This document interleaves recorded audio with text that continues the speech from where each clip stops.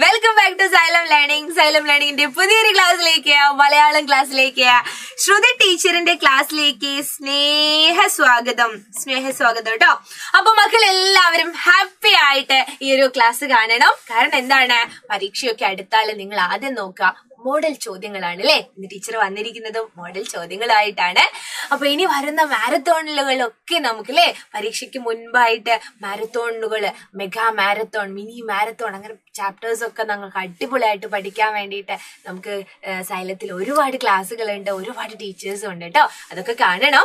അപ്പൊ ഇന്ന് ടീച്ചർ വന്നിരിക്കുന്നത് ഒരു മുൻ വർഷ ചോദ്യമായിട്ടാണ്. അപ്പൊ ചോദ്യ മാതൃകകൾ നമ്മൾ പരിചയപ്പെടണം. എങ്ങനെ ചോദ്യം വരും അല്ലെ, അതിനെങ്ങനെ ഉത്തരം എഴുതണം എന്നൊക്കെ നമ്മൾ അറിയണ്ടേ. യെസ്, അതൊക്കെ നമ്മൾ അറിഞ്ഞിരിക്കണം അല്ലെ. അപ്പൊ ഇന്ന് ടീച്ചർ വന്നിരിക്കുന്നത് എല്ലാ പരീക്ഷയ്ക്കും കാണാറുള്ള ഒരു ചോദ്യമാണ്. എന്ത്? കവിത പൂർത്തിയാക്കാം. ഒരു 4 വരി കവിത തരും, ബാക്കി 4 വരി നമ്മൾ എഴുതേണ്ടി വരും. അതിന് കവിത പൂർത്തിയാക്കാന്ന് തന്നിട്ട് വേറൊരു പേരും കൂടെ ഉണ്ട്. എന്താണെന്നറിയോ? കവിതാ പൂരണം. കവിതാ പൂരണം എന്ന് പറഞ്ഞാലും കവിത പൂർത്തിയാക്കാൻ തന്നെ. അത് വേറെ എന്തോ ചോദ്യാന്ന് ആരും വിചാരിക്കേണ്ട കേട്ടോ. അത് വേറെ ഒരു ചോദ്യമല്ല. കവിതാ പൂരണം എന്ന് പറഞ്ഞാല് എന്താണ്? ആ കവിത പൂർത്തിയാക്കുക എന്ന് തന്നെയാണ് അർത്ഥം. അപ്പോ കവിത പൂർത്തിയാക്കിയാൽ മാത്രല്ല, കവിത പൂർത്തിയാക്കി ആ കവിതയ്ക്കൊരു പേരും കൊടുത്താലാണ് നമുക്ക് മുഴുവൻ മാർക്ക്, അതായത് A ഗ്രേഡ് ലഭിക്കുകയുള്ളൂ അല്ലെ. നമുക്ക് കവിതയുടെ ആദ്യം ഒന്ന് വായിച്ചു നോക്കാവേ. നോക്കണേ. കുഞ്ഞിക്കിളിയെ പോരുന്നോ പുഴയൊഴുകുന്നീ ഗ്രാമത്തിൽ, അവിടെ ചെന്നാൽ എന്തുണ്ട്, വയറു നിറയ്ക്കാൻ തിനയുണ്ട്. കുഞ്ഞിക്കിളിയെ പോരുന്നോ പുഴയൊഴുകുന്നൊരു ഗ്രാമത്തിൽ, അവിടെ ചെന്നാൽ എന്തുണ്ട്, വയറു നിറയ്ക്കാൻ തിനയുണ്ട്. ഇതാണ് 4 വരി. ഇതിന്റെ ബാക്കി 4 വരി നമ്മൾ എഴുതണം. അതിൽ ചിലപ്പോ നമുക്ക് കുഞ്ഞിക്കിളിയോട് എവിടെ പോരുന്നോ എന്നാ ചോദിച്ചേ. പുഴയൊഴുകുന്നൊരു ഗ്രാമത്തിലേക്ക് പോരുന്നോ. അപ്പൊ അവിടെ ചെന്നാൽ എന്താ ഉള്ളത് എന്ന് കുഞ്ഞിക്കിളി തിരിച്ചു ചോദിക്കും അല്ലെ. അപ്പോ ഉത്തരം പറയാണ്, അവിടെ വയറ് നിറയ്ക്കാൻ തിനയുണ്ട് എന്ന്. അപ്പൊ അടുത്ത ചോദ്യം അടുത്ത വരികൾ നമ്മൾ ഉണ്ടാക്കണം. ചിലപ്പോ തരുമായിരിക്കും കുഞ്ഞിക്കിളിയെ പോരുന്നോന്ന് തന്നെ. ബാക്കി നമുക്ക് എങ്ങോട്ട് പോരുന്നോന്ന് ചോദിക്കാൻ വേണമെങ്കിൽ കുഞ്ഞിക്കിളിയോട് ചോദിച്ചില്ലെങ്കിൽ വേറെ ആരോടെങ്കിലും ചോദിച്ചാലും മതി. എന്നാലും ഞാൻ കുഞ്ഞിക്കിളിയോട് തന്നെ ചോദിക്കാം. കുഞ്ഞിക്കിളിയെ പോരുന്നോ. അപ്പൊ എന്താ എഴുതുക? കുഞ്ഞിക്കിളിയെ പോരുന്നോ. നേരത്തെ ചോദിച്ചത് പുഴയൊഴുകുന്ന ഗ്രാമത്തിലേക്ക് പോരുന്നോന്നാ. കുഞ്ഞിക്കിളിയെ പോരുന്നോ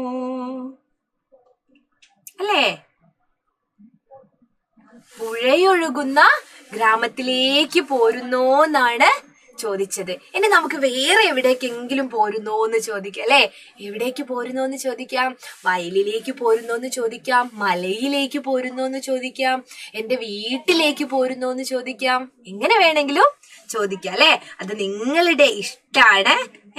ഇപ്പൊ ടീച്ചർ ഇവിടെ ഒരു മാതൃക തരാം. അപ്പൊ ബാക്കി വരികൾ നിങ്ങളെയാണ് എഴുതേണ്ടത്. ഇതാ, ഞാൻ പുഴയൊഴുകുന്നൊരു ഗ്രാമത്തിൽ എന്ന് ചോദിച്ചിട്ടുണ്ട് ആദ്യം. അതുപോലെ പുഴ മാത്രല്ല, അവിടെ പൂക്കളുണ്ട് എന്ന് പറയാണ്. ഇത് നോക്കണേ. കുഞ്ഞിക്കിളിയെ പോരുന്നോ. പുഴയൊഴുകുന്നതിന് പകരം പൂക്കൾ നിറഞ്ഞൊരു ഗ്രാമത്തിൽ. അപ്പോ അവിടെ ചെന്നാൽ എന്തുണ്ട്, കൂടുകൂട്ടാനിടമുണ്ട് അല്ലേ. കുഞ്ഞിക്കിളിയെ പോരുന്നോ പൂക്കൾ നിറഞ്ഞൊരു ഗ്രാമത്തിൽ, അവിടെ ചെന്നാൽ എന്തുണ്ട്, കൂടുകൂട്ടാനിടമുണ്ട്. കൂടുകൂട്ടാൻ ഇടം ഉണ്ട് എന്നാണ് പറയുന്നത് അല്ലെ. അങ്ങനെ ബാക്കി 4 വരി നിങ്ങളോട് എഴുതാൻ പറയും. ഇതിനൊരു പേര് കൊടുക്കാൻ പറഞ്ഞാല് ഞാൻ എന്താ പേര് കൊടുക്കാന്നറിയോ? ഞാൻ കൊടുക്കും കുഞ്ഞിക്കിളിയോട് അല്ലേ. കുഞ്ഞിക്കിളിയോട് എന്ന് പേരും കൊടുക്കും. നിങ്ങൾക്ക് ഇഷ്ടമുള്ള പേര് കൊടുക്കാം. പക്ഷെ ഇതിന് ചേരുന്നൊരു പേരായിരിക്കണം. ഇതിൽ കുഞ്ഞിക്കിളിയുണ്ട്, കുഞ്ഞിക്കിളിയോട് ചോദിക്കുന്നതായത് കൊണ്ടാണ് ഞാൻ കുഞ്ഞിക്കിളിയോട് എന്ന് കൊടുത്തത്. മക്കൾക്ക് ഇഷ്ടമുള്ള പേര് കൊടുക്കാം കേട്ടോ. അപ്പൊ ഇതുപോലെയാണ് കവിതാപൂരണം. ഇതാ ഈ ചോദ്യം, ഇനി ഈ ഒരു ചോദ്യവും കൂടെ നിങ്ങൾ സ്ക്രീൻഷോട്ട് എടുത്തോ. ഇതാ, പച്ചത്തത്തകൾ പാറിപ്പോരും പച്ച വിരിച്ചൊരു പാടത്ത്, മഞ്ഞയുടുപ്പു മണിഞ്ഞെത്തുന്നു പൂന്തേനുണ്ണും പൂമ്പാറ്റ.